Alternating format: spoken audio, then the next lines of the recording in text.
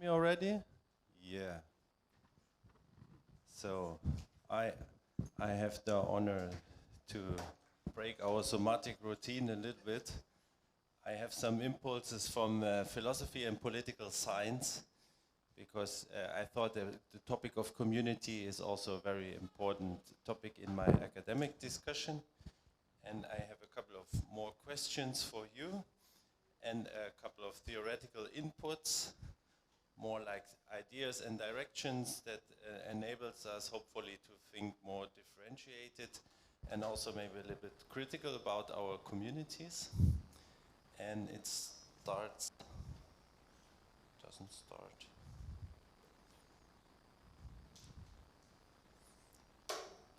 Can you move forward because the presenter is not working? Um, I have three questions for you on this web board. You can scan the QR code with your phone and can write down your answer. This will be a nice word cloud at the end of the session. I hope we manage to show it also on the monitor. We have some technical difficulties at the moment. I slightly changed the question since we were expressing our hopes and wishes about the communities already yesterday, and we had a very positive, I would say even romantic talk and vision about our Tango communities. Today I ask you, when you start to think critically about your Tango community, what describes the current state of art best? Now I need Wi-Fi because I have no You need. It should be this. Yes, it opens and then It opens slowly, no? it's very slow. I don't know why. Depends. Oh. I mean, we're in a dark zone here. Yeah. Francisco, the presenter doesn't work. You have any idea how to? Stefan, I got the Huh? question here. Which changes in your Tango community do you find most Oh, important? it's the wrong It's a thing. different question than you have. Sorry. It's true. Details matter. Yeah, the problem is I cannot access it myself. The internet connection is not stable enough. Should we just do it verbally then, before we figure out the IT stuff? Yes. Yeah. Sure. No, I encourage you to do it later. I will leave it open because it's also a nice collection of data, so to say. Franciscus, could you move ahead with the presentation? So to dive into it, to get a more differentiated understanding about what community can be, let's first start similarly like we did yesterday with a relationship of two persons. Aristotle defined already back in the old Greek times 3 types of friendships. And it's normatively it's going from bad to good, so to say. There is a kind of friendship that is based on mutual benefit. People are friends while they can get something from each other. Aristotle already finds this kind of friendship is unstable and temporary because it ends if the benefit is no longer there. The next type of friendship is this one of pleasure that is based on mutual enjoyment. People are friends for the pleasure they derive from the company. This one is also kind of unstable and temporary because it ends when this pleasure fades away. The friendship of virtue instead is a very glorified vision of Aristotle. For him it's the perfect form of friendship because it's based on the mutual respect for each other's good character. This is the only type of friendship, according to Aristotle, that can provide stable and long-lasting friendships because it's not mediated by a third element here. So you can start to think about yourself, what type of friendship, what type of relationship building during your Tango endeavors is like what do you find mainly, or what type of friendship is here present for you? And this is just a thought exercise, and we have a similar distinction on the level of communities. Ferdinand Tönnies, a German sociologist in 1930s, I think, ideally distinguished two types of communities, the Gemeinschaft and the Gesellschaft. So for him, the Gemeinschaft was based on the Wesenswillen, like a natural will, an instinctive, emotional, and traditional connection.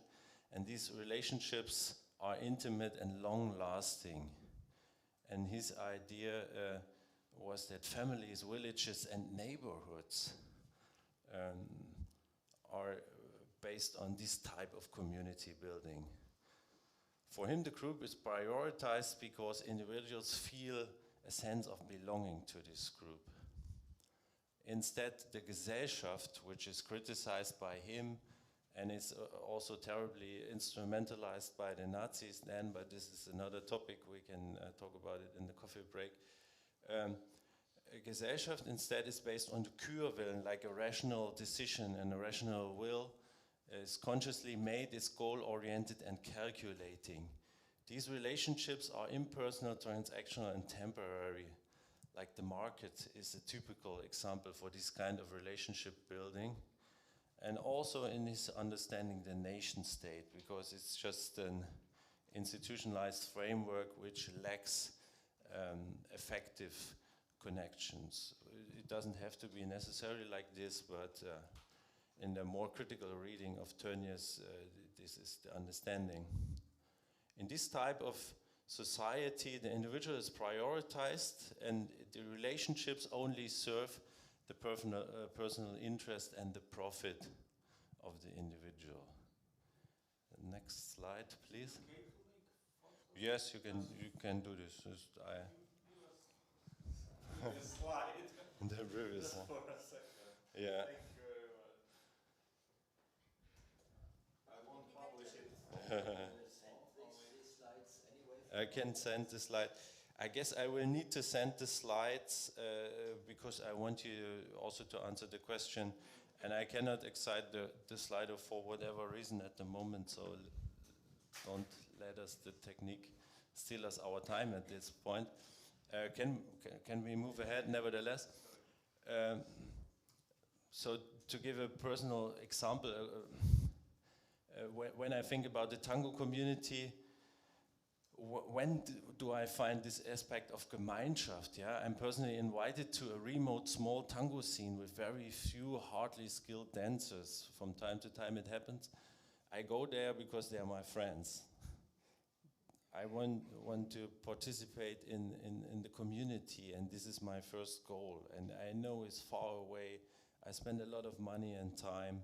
I will hardly have any good dance, but nevertheless, I will join this crazy crowd. Instead of the society aspect of tango community, I encounter easily. I dance in a free entrance, open air milonga, maybe in a big, vibrant city. I go there because already the scenery is beautiful. I don't pay entrance. I have hardly any costs, and I can expect many skilled dancers. They're just there for free.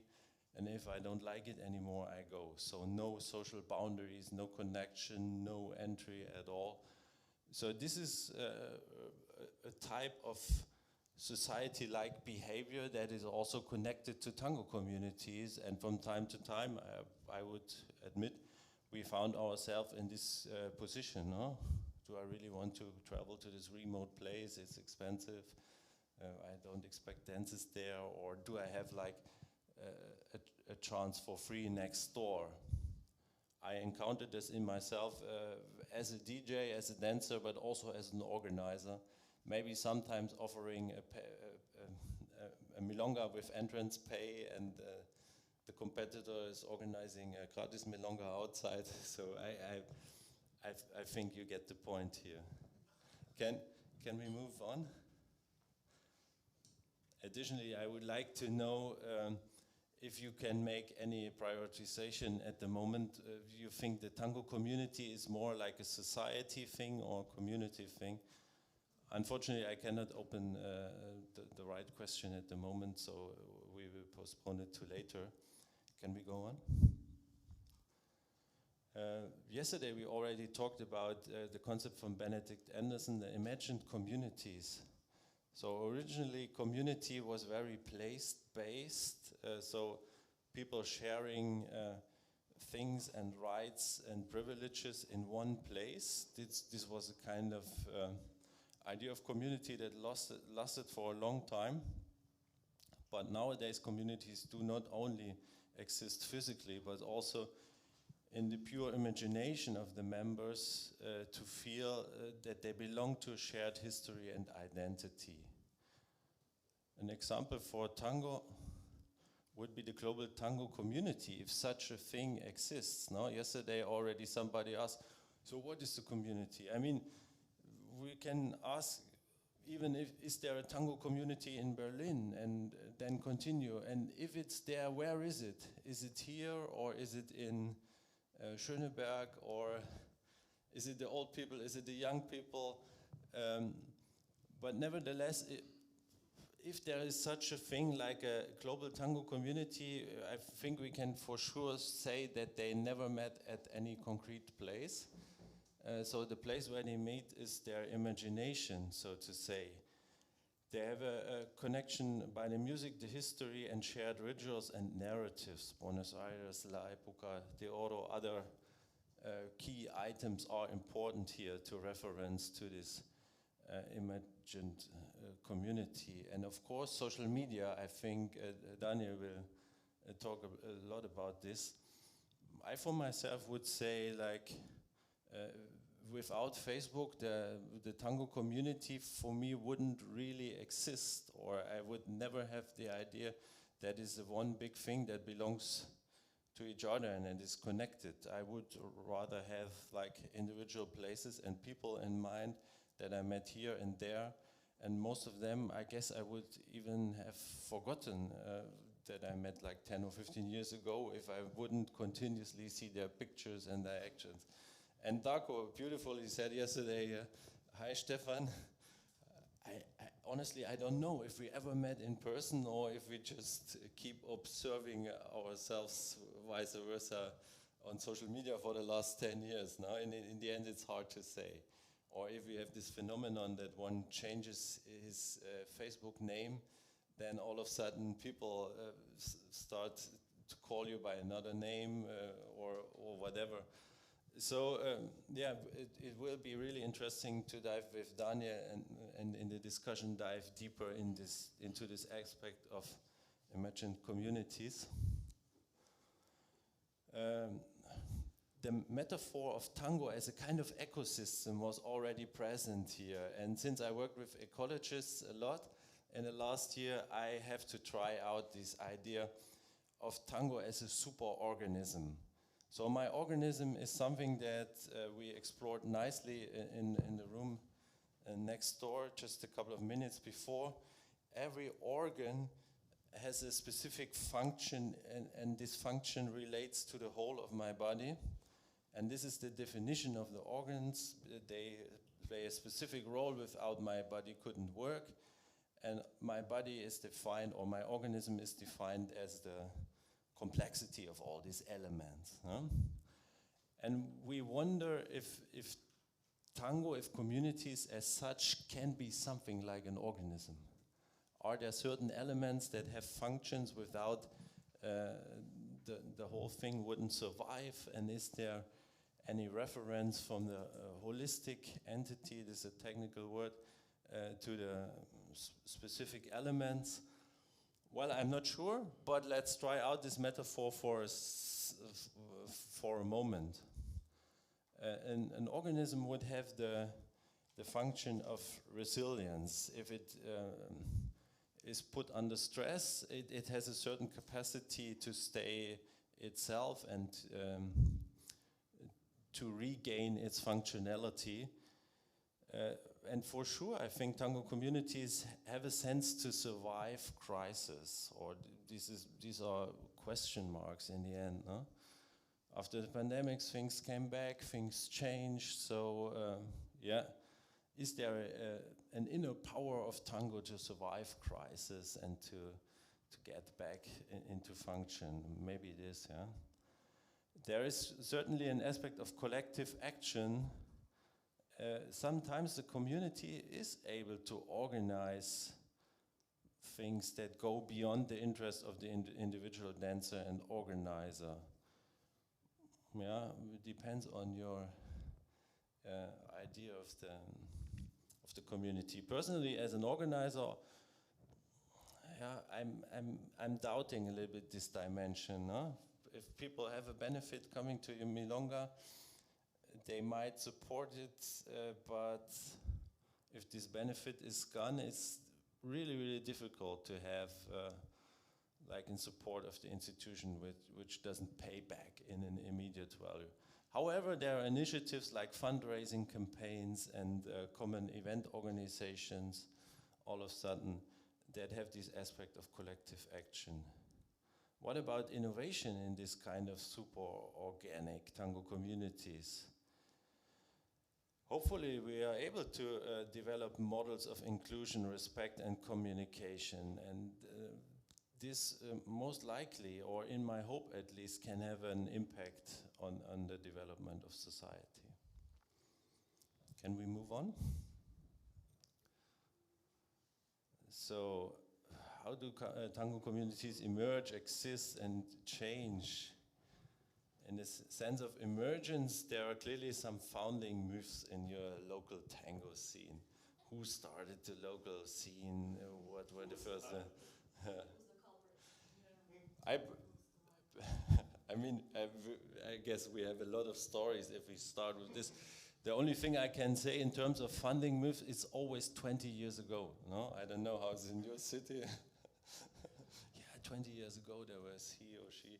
Maybe in Berlin it's 30 or 40 at the moment now, where the history is better written and transported by people. Yeah, what is the cohesional aspect? There's a shared passion, sense of belonging, yeah, social support, but also shared enemies, I would say, no? So we are not this, we are that, no? We dance close embrace, we dance not open embrace, no? We dance more fluid, we don't dance, yeah? Challenges of these communities, internal conflict, competition, out-migration of important people, and the effects of external crisis. I mean, the pandemics was hard for all of us and for the societies in general, but for tango, and there has been written a lot, without the physical touch, only the aspect of the imagined community, this was a tough thing.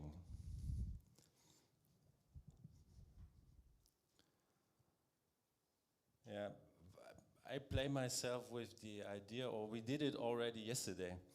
So in what way does tango reflect the society, and in what way is tango a safe space where we can try out and live ideas, solutions, forms of community that may be present in future in the society? So there's this double dimension. And coming from this, I would say that tango has a double face. It has a nostalgic aspect which is always related back to the past, and which is in a way an enemy for social innovation. There's this adherence to traditional structures and hierarchies. There's this resistance sometimes to new dance styles and social norms. There is this possible exclusion of beginners or outsiders. We experience this a lot. You're not part of this community. You don't dance long enough. You don't dance good enough. You don't wear the right clothes. I'm exaggerating a little bit, no? Maybe not. Yeah, I don't know. Yeah. There is this parody, no, with tango hell and tango heaven, and yeah. But it's not my job to dive too deep in the dark side of tango, no? But with all the positive feelings here, I think we should keep an eye also on the dark side and the elements. Yeah, is there potential for change in tango? And if it is there in tango, maybe for society in general? This is my big plan. The rise of queer tango, feminist milongas, and general neutral roles has been a strong movement within the last 20 years and became more and more natural. I don't want to sound like all the problems are solved, but I personally would see a personal kind of progress. We are getting more aware of certain problems related to these topics, and we find solutions. And the pure aspect that we meet here, Thomas organized already a lot of things in Berlin. I think this shows that we are coming to terms with problem descriptions and solutions. Yeah, there's this acceptance of new music styles from time to time, but now neo-tango is already a retro phenomenon, no? So it's an interesting aspect itself. The use of digital media for networking beyond local scene, yeah, is this an innovation, the imagined community? Is it a necessary bypart, but Corona allowed us to experience that maybe it's not enough. So this is an interesting tension that we have here.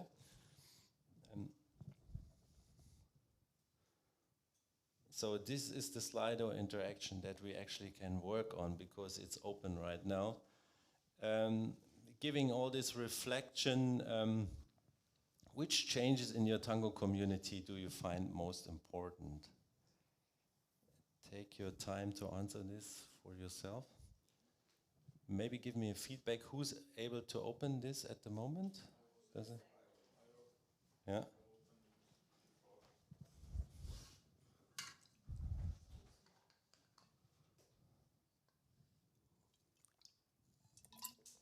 So write down what is the most pressing thing that has to be changed in your tango community in order to be innovative.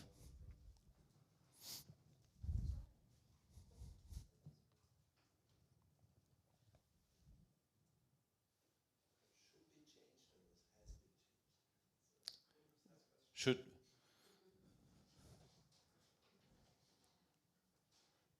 it's related to the future. You send it. Yeah, if we had Wi-Fi, we could open it. I will. I will gather the links so you can take your time in one of the next coffee breaks to answer all the questions, and we will find 5 minutes to have a look at the results for sure. Can we move on in the presentation? Yes, tango communities are dynamic living systems, maybe or maybe not. No? This is a kind of summary already. I think they are not static entities, but they reflect society's social changes and bear themselves potential for social innovation. For my maybe ambitious understanding, they can serve as platforms for transformative experience that go beyond the dance. The aspect of proximity, of touch, as we said yesterday, the non-verbal form of communication. I think these are all phenomena that are highly lacking in our contemporary society, and it's clear that we have to find niches to organize this. And I personally hope very much that these experiences that we have in the niches, and it can also be the niche of 5 rhythms, leads back into society and helps us to improve and to have a more sustainable and more social and environmental friendly type of society in the future. So a small call to action in the end is, if these are the dynamics, what do we need to do from our community? So what is our personal role here, and what can our local community contribute to this big project of innovation of tango and the larger society? Thank you very much.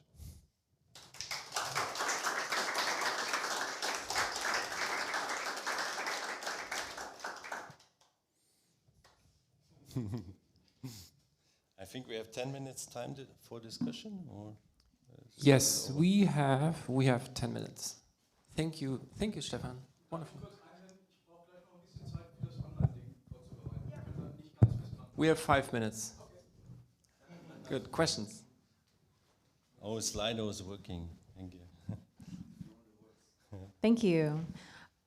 This might be a very American question, but as you were discussing the distinction between community and society, Yeah.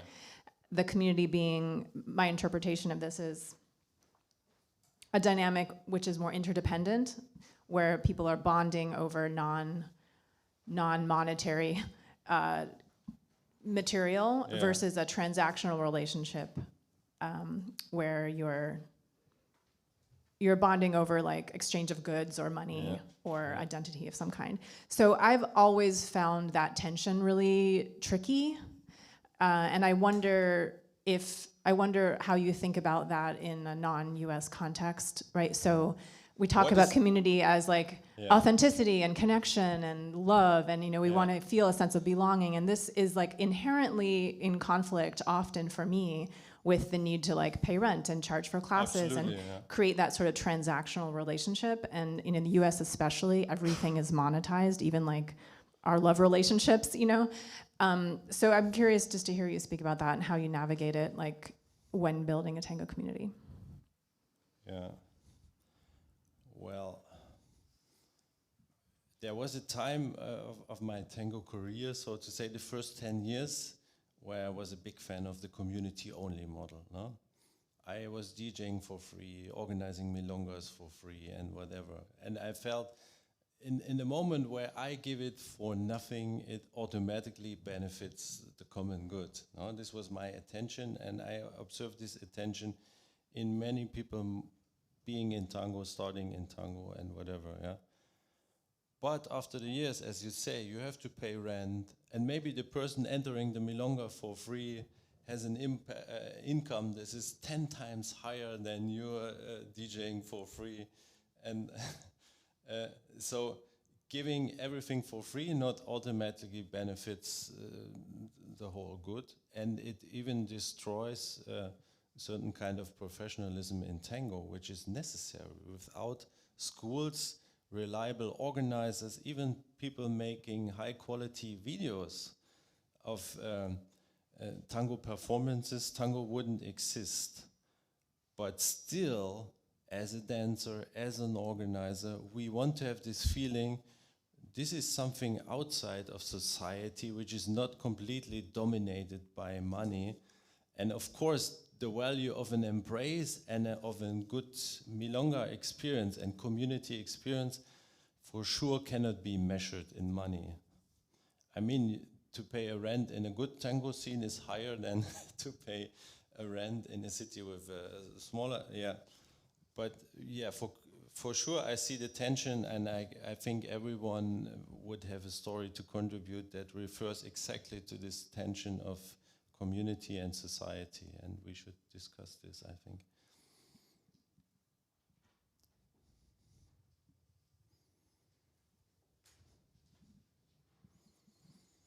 Thank you. I have a question about the same topic, community versus society. Does it relate basically to the Dunbar number? In other words, what I see in very small communities, small local scenes, is that when people have the ability to know almost everyone, it is automatically a tight community where a lot of friendship-based relations. And in a big city like Paris or Berlin, it is impossible to know everyone, and so you create kind of sub-communities where you are friends with this group of people, and then the rest is just blur, and you are more of a society.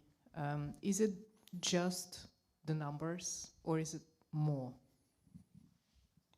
I think it's more, but referring to the numbers, I just learned in a presentation about neuropolitics from a political science, referring to the mental capacity of each individual to have social bonds with each other. And her provocative thesis was even a phenomenon like racism can be explained by the lack of capacity to engage with people. I think Juliana had a similar point yesterday. Yeah.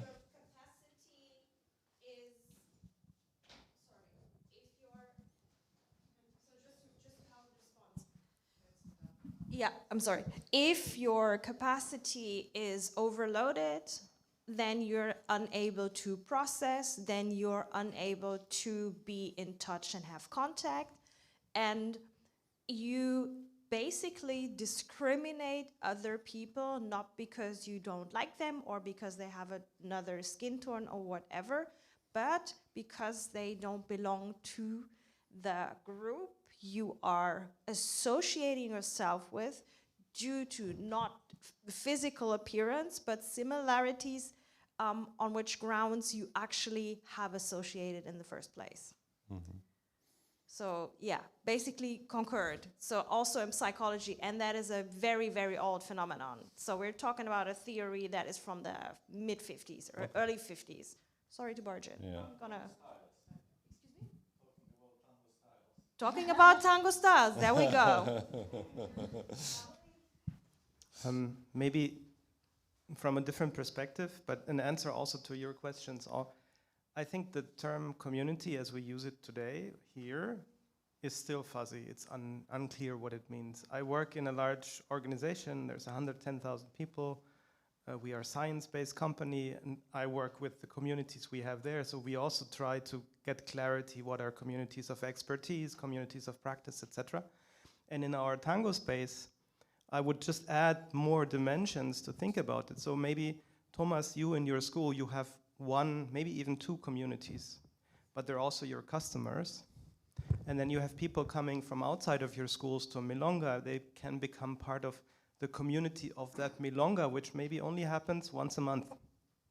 So we have a much layered system of communities, and we need to be more clear what we actually talk about, because they all have different dynamics, they all have different logics. And then we have the bigger scene, which all embeds all of these communities, and then organizers, teachers, owners of places have different roles, and that all overlaps. And if we just use the word community, we lost, because then we are all talking about different things.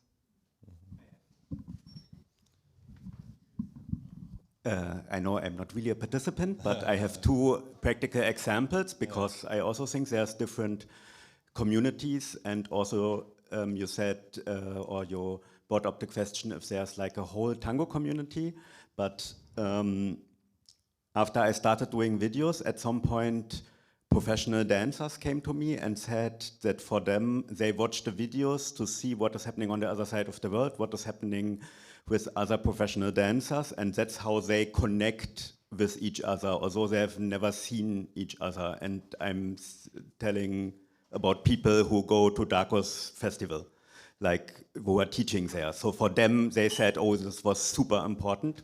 And on the second level, I had an American dancer who came later on to Germany, and he said he basically learned from tango videos. That's how he connected to it. I will not judge his dancing because he was from a rural small town, but that was his possibility to connect to the whole tango community. So this whole virtual community thing, to a certain degree, it's working. But maybe on different levels, that the personal connection needs the personal touch, but the artistic connection, for example, maybe doesn't actually need the touch, because if you are a professional dancer and you see people moving, you can interpret it in your own way.